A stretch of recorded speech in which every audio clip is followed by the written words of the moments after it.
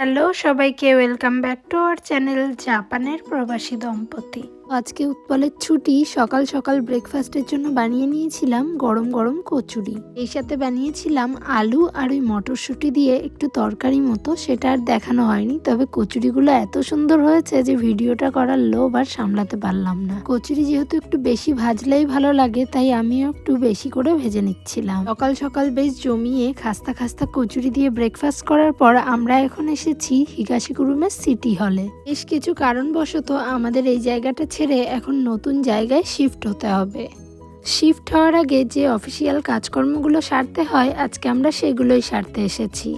আর ভিডিওটা বেশ কিছুদিন আগের, আসলে এই চাপের জন্য না ভিডিও ঠিকমতো এডিট করে ছাড়তে পারছি না। ফলে ঢোকার প্রথমেই এরকম একজন কর্মচারী থাকেন, যিনি আমাদেরকে জিজ্ঞাসা করেন যে কি কারণের জন্য আমরা এসেছি। তারপর সেই হিসেবে তিনি আমাদেরকে দুটো নাম্বারের স্লিপ দেন। এবার আমাদেরকে এই নাম্বার দুটি নিয়ে ওয়েট করতে হবে। আর এদিকে দেখছেন তো কত মানুষ বসে আছে, সবাই আমাদের মতো এরকম অপেক্ষা করছে। যে এতগুলো মানুষ একসাথে রয়েছে, কিন্তু আপনি কিন্তু একটি উঁচু গলায় কথাও শুনতে পাবেন না। ওই যে উপরে দেখছেন 1 2 3 4 5 6, ওগুলি হচ্ছে এক একটা কাউন্টার। টোটাল 6টা কাউন্টার রয়েছে। আর প্রতিটা কাউন্টারের নিচে ছোট যে ঘড়ির মতো ডিসপ্লে দেখতে পাচ্ছেন, ওই ডিসপ্লেতে কাস্টমারদের নাম্বার উঠছে। যার যখন নাম্বার উঠবে সে সেই অনুযায়ী যাবে। তো অনেকক্ষণ বসে থাকার পর আমাদেরও টার্ন আসলো, তারপর আমরা আমাদের কাজটা মিটিয়ে নিলাম।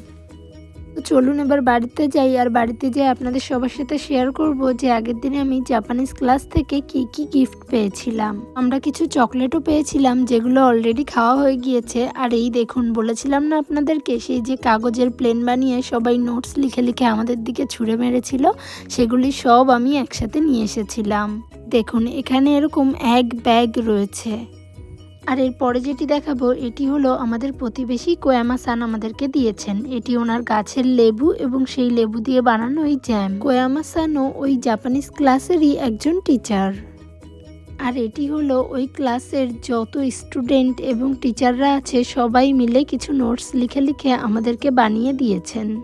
কার্ডটিতে যেমন অনেক মেমোরিজ আছে, তেমন দেখতেও কার্ডটি খুবই সুন্দর হয়েছে, আমাদের খুব ভালো লেগেছে। এবার যেটি দেখাবো সেটি হলো আমার টিচার আমাকে দিয়েছিলেন। এই বক্সের মধ্যে রয়েছে ডেজার্ট, আর এগুলো এত সুন্দর দেখতে, দেখে মনে হচ্ছে না যে খাই। যদিও উৎপলের একটি তুলে খাওয়াও হয়ে গিয়েছে, কিন্তু আমি আর ওকে খেতে দিইনি। এত সুন্দর দেখতে, দেখুন পুরো ফুল আকৃতির।